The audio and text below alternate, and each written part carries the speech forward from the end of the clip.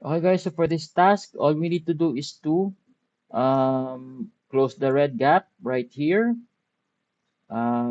Purple, let's straighten the purple corner up, purple walls. Drag the wall to its correct location and add corners. Okay, so let's fix this one. So guys, remember when fixing your side walls, it does not matter if you pick the left or the right corner. As long that you have good view, so it does not matter. So let's fix this one over using our right view, and it should be good enough. So select this one, group to 4, select and then use F4. Let's try to use F4 to straighten the panels, and we did.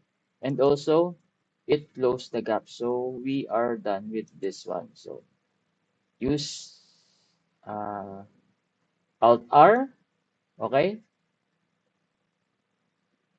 and we are done. So